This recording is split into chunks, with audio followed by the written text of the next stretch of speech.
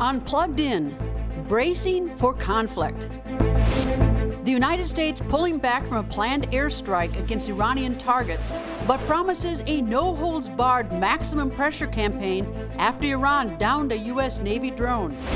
Iran says it is prepared to shoot down another drone if the United States continues to strangle Iran's economy. Is there still room for diplomacy? What do U.S. allies have to say? And what would a full-blown conflict between the United States and the Islamic Republic of Iran look like?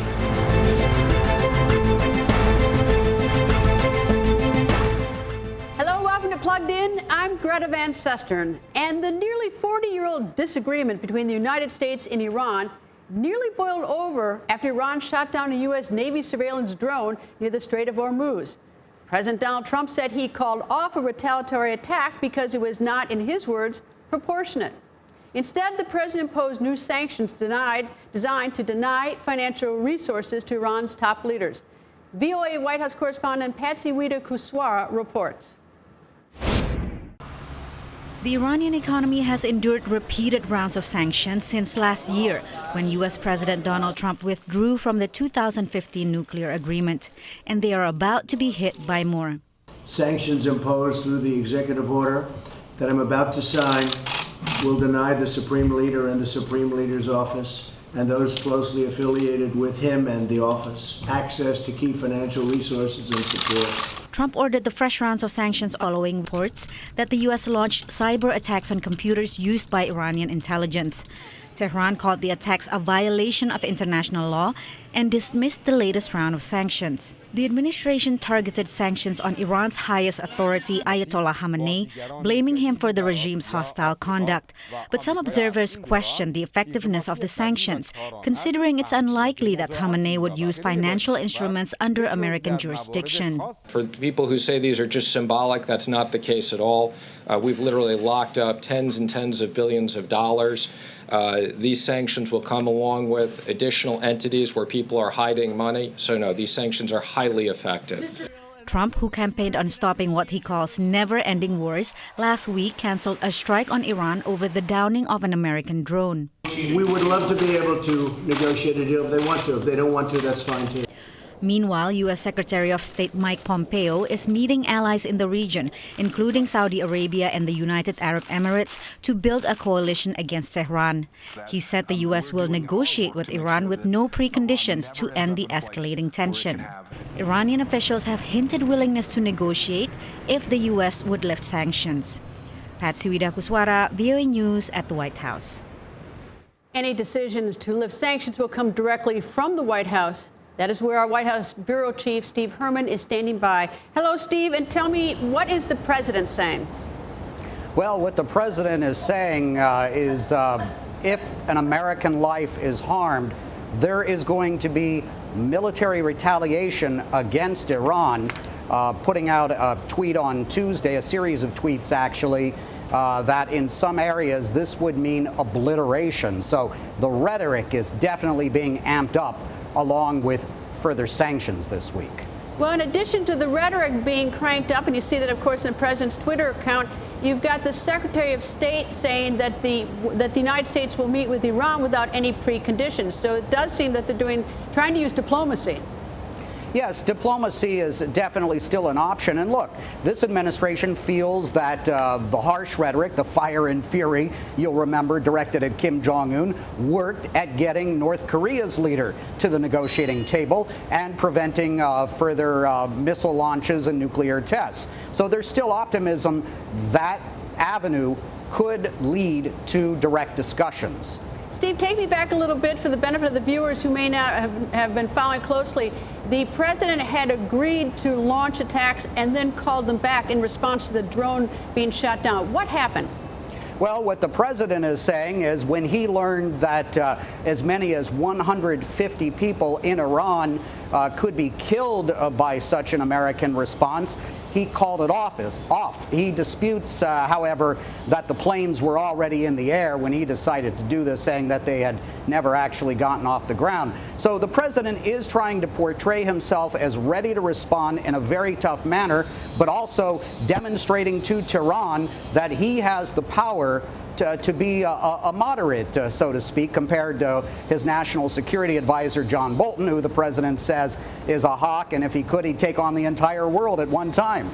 Steve, the president is trying to speak directly to the leadership by inviting them, Iran, to have discussions with no preconditions. But at the same time, you see in the president's tweets, he's trying to reach behind them to the Iranian people and to say that they're wonderful people and that it's their leadership that's causing all their economic hardship.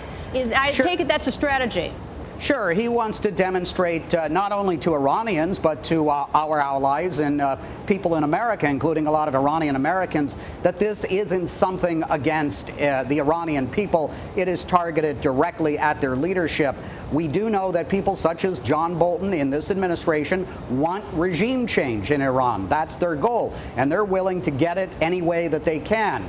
The president right now appearing very reluctant to start a war to try to achieve that. Steve, it appears that UAE and also Saudi Arabia are, very much behind the United States. Has there been any word, at least as far as you know, the White House from Israel and Netanyahu? Because he's been virtually silent as far as I can see. Right. I think perhaps right now, with everything that's going on in Israel politically and strategically, that it makes sense for the Israeli prime minister not to be too vocal. Everyone knows where the Israelis stand, is that they are an absolute rival to Iran, and that the Israelis in many ways are allied not only with the United States, but Saudi Arabia and others in the Middle East as well. Give me a little bit of local color, because you've got the situation with Iran. You've got the president headed off to the G20 in Japan. You've got the letter going off to Kim Jong-un in North Korea, and you've got the president planning to meet with the president of South Korea. Can you tell me what it's like at the White House these days? Well, it's a very intense period because there's so many balls in the air. And at the G20 in Osaka, the president's also going to meet with the presidents of China and Russia separately, and at least 6 other leaders. So this is a very intense week for the president, perhaps with everything going on, one of his busiest and most stressful weeks of his presidency so far. He's got an acting Secretary of Defense, not a full-time one. He's nominated one. He's got an acting Secretary of Defense. He's got a National Security Advisor, Bolton, who's considered very hawkish. He's got Secretary of State Pompeo, and he's got other advisors. Who's he listening to at the White House? Well, he is definitely listening to everybody and then decides to make decisions, sometimes reverses them at the last minute, as we've seen. And there's a common perception that basically the last person who has spoken to President Trump is the most influential. Why didn't he know about the number of potential deaths before they launched that attack on Iran that was called back? Well, this supposedly was in a document that was listing a worst-case scenario. Now, from what we can tell, the response by the United States military was to be on Iranian military sites and assets that civilians were not going to be targeting. But this Tuesday morning tweet from the president is a bit more ominous, warning of some areas being obliterated now if the United States is to respond. Steve, thank you. Steve Herman, our Washington Bureau Chief at the White House. Thank you, Steve. You're welcome. The high tension spat between the United States and Iran puts America's European allies in a very difficult situation because, unlike the United States, the European Union remains a signatory to that Iran nuclear deal. The EU's foreign policy chief was in Washington to discuss the crisis, and as VOA's European correspondent Henry Ridgwell reports, she and other European officials are under intense pressure from the White House. Iran's shooting down of a US reconnaissance drone last week ramped up the tension in a region seemingly on the brink of conflict. It also exposed Europe's dilemma, caught between demands from Washington to abandon the 2015 nuclear deal and warnings from Tehran that such a move would see the full-throttled relaunch of its atomic program. It also puts the Europeans in a very difficult position and undermines their credibility as an international foreign policy actor. The Trump administration accuses Iran of conducting recent attacks on oil tankers in the Gulf of Oman, a charge Tehran denies. Britain supports the US accusations. Germany says it wants more evidence. Meanwhile, Iran has announced it is boosting uranium enrichment in a calculated breach of the 2015 nuclear deal. European leaders are urging both sides to step back. Of course we are concerned about the situation and are counting on diplomatic negotiations on a political solution to a very tense situation. Nous devons absolument éviter l'escalade. I invite all the parties to reason, to calm down and to discuss. À la désescalade et maintenant à la discussion. Any conflict with Iran would likely spread across the region, say analysts. It has to fight essentially a regional deep battle, which means activating a lot of the assets they've developed potentially in Lebanon, in Iraq, and conducting ballistic missile strikes. Britain Monday voiced concern of what it called an accidental war. So what role can Europe play in defusing the crisis? If they can find a way to position themselves as a mediator here. The danger is that Europe's efforts to mediate in the crisis are sidelined as the rhetoric between Washington and Tehran escalates. With pressure coming from both sides, just how effective can Europeans be in mediating this conflict? For more on that, we are joined by VOA's European correspondent Henry Ridgwell in our London studio. Nice to see you, Henry. And Henry, we keep hearing the term the EU or European leaders. What about the individual leaders? I realize that London's got a problem or England's got a problem because their prime minister is in flux. You've got Brexit, you've got France. I mean, what are the individuals saying, if anything? Well, as you say, on the surface, Greta, the Europeans are trying to present this united front. The major powers, Britain, France and Germany, all signatories to that 2015 nuclear deal, are desperate to keep that alive, and that's their priority at the moment. So anytime you see President Trump saying that that deal should be dead in the water, you see the Europeans defending it. But further delving deeper into that, as you say, Britain is in a difficult position at the moment. It's leaving the European Union. It doesn't really know what direction it's going to take in the future, perhaps vulnerable to greater US pressure as it leaves the European Union. Will Washington exert greater leverage on London to back its position on Iran? Meanwhile, you heard German Chancellor Angela Merkel and the French President Emmanuel Macron there saying how important it was for them to keep the nuclear deal alive, to dial down the rhetoric between the United States and Tehran. But the fact is, at the moment, the Europeans are fast discovering that they don't have much leverage on either side at the moment. And as I said, they're in danger of being sidelined as the rhetoric on each side escalates. Henry, do you get a sense that those who are supporting the deal with Iran in Europe, they're doing it for economic reasons because they realize that the tariffs have an impact on them? Or are they doing it because they believe in the agreement? They believe it is a good agreement and that it keeps Iran from getting a nuclear weapon? I think it's more of the latter, really. There were economic projects that were launched, particularly, for example, by French oil company Total in oil fields off of Iran, and that economic project was in development.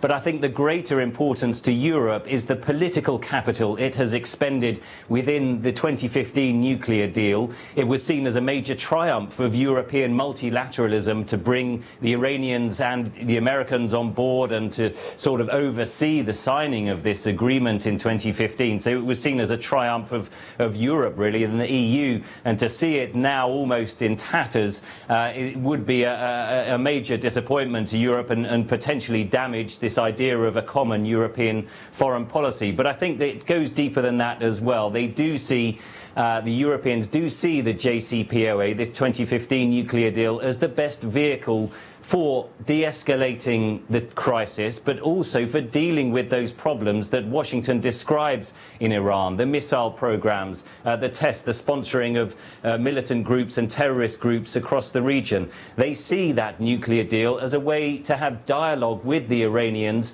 rather than the current situation where basically there is very little dialogue between Washington and Iran. The Europeans are desperately trying to keep that line open because if every avenue is cut off, it gets even more unpredictable what the Iranians might do, and the fear in Europe is they might do something even more drastic. We only have 30 seconds left. Henry, what about the president's offer to talk without preconditions to Iran? Is that being received or talked about at all? Yes, it is, and the Europeans see that as a chink of light, and they see an opportunity perhaps for Europe again to get involved, perhaps to mediate in those talks, and there's also talk of trying to stage discussions in Oman as well to try to keep this alive. But I don't think there's much optimism here that Europe is going to play any great deal in this. President Trump, of course, as Steve Herman alluded to there, used his own methods to speak to North Korea, and it seems evident he wants to do the same with Iran. Whether there's a window for Europe to try and get involved, it's perhaps doubtful. Henry, thank you. Henry Ridgewell from VOA's London Bureau. U.S. sanctions aimed at choking off Iranian oil exports are keeping markets on edge. Now, despite the decline in their crude exports due to U.S. sanctions, Iran is OPEC's third largest oil producer, pumping out more than 300,000 barrels of oil each day. And the Strait of Hormuz, where that U.S. drone was shot down, is of strategic importance because nearly 1/5 of the world's oil, more than 17 million barrels, passes through the waterway each day. That makes oil exporters like Saudi Arabia, the United Arab Emirates, Kuwait, and Iraq nervous. But it's also a big worry for countries in Europe and Asia that buy Iranian oil. They include China, India, Japan, South Korea, and Turkey. At just over 30 kilometers wide, at its narrowest point, Iran vows to disrupt oil shipments through the strait if the United States continues to strangle its economy. So what do these tensions between the U.S. and Iran mean for the rest of the world? And will the U.S. go it alone? To help us answer those questions, we are joined by Suzanne DiMaggio. She's a senior fellow at the Carnegie Endowment for International Peace, where she headed the U.S.-Iran initiative, which helped provide the groundwork for the 2015 nuclear agreement. The agreement signed by President Obama and reversed by President Trump. She joins us from our studio in New York. Nice to see you. Glad to be with you, Greta. Thank you. So can you tell me the economic impact worldwide? I realize it's a lot to be asked of you, but tell me, what's the impact of this feud between President Trump and President Rouhani? Well, certainly domestically, the impact within Iran is grave. The economy is in dire straits. Unemployment is at a record high. Inflation as well. So the sanctions are biting, and they're biting hard. Beyond Iran, there are a number of countries that were engaging with Iran on their oil, particularly China, India, Japan, and others. And now that the United States has left the nuclear deal, the U.S. is preventing these countries from importing Iranian oil. Countries like China, who have workarounds and can pay outside of the international financial system, are still purchasing Iranian oil, but not at the level that we have seen in the past. Well, the president, I assume that the reason the president's imposing the sanctions is to get support, is to get the Iranians to the table and to get rid of their nuclear weapons. Who do the Iranians, do you think, blame for their economic hardship? The president's reaching to them in a tweet which says the wonderful Iranian people are suffering for no reason at all. Their leadership spends all of its money on terror and little on anything else. So the president's trying to put the blame clearly on the Iranian leadership. Who's winning that battle with the hearts and minds of the Iranian people? The Iranian government or the president? Well, there's a variety of views, but I think this move by President Trump was extremely short-sighted. When the Iran nuclear deal was in place and the sanctions were lowered, and there was only a specific group of sanctions. There's still a lot of other sanctions on Iran. But during that time, the Iranian people then could blame their own government for the level of corruption, for the level of mismanagement. But now that the United States has slapped these sanctions back on, and the key point is we've done it while the government is still complying with their commitments to the nuclear deal. Now we see the public shifting and starting to blame the United States. So in that way, we are losing the hearts and minds of the Iranian people. I've traveled to Iran several times, and I've noticed how pro-American sentiment flourishes there, particularly in the cities. And my worry is this is a short-sighted move. We're squashing that pro-American sentiment, and we're also giving the Iranian people reason to unite behind their government and not question it. All right, the president says that he wants to talk to Iran, no preconditions. Iran says, no dice, we're not going to do that with the sanctions. What's the next step, or what's the next chapter? Well, although the president says he wants to come to the table without preconditions, we're hearing mixed messages from the rest of his national security team.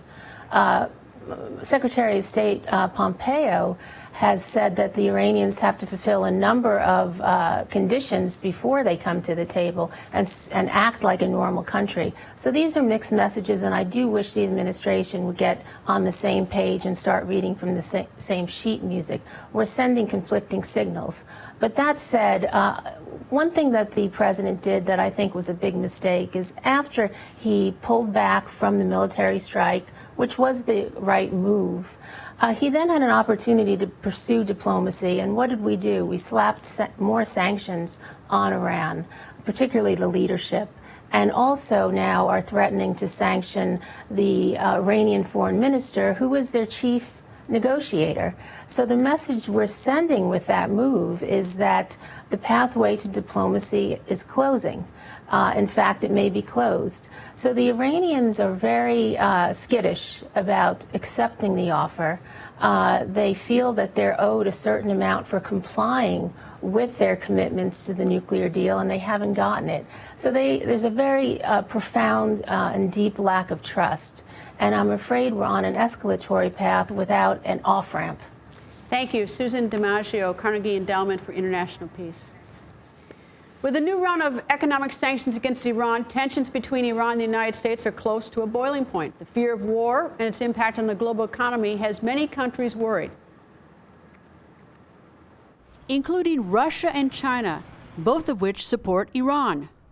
The Interparliamentary Union, which brings together representatives of parliamentary governments, has also sided with Iran, praising Tehran's willingness to negotiate the nuclear deal.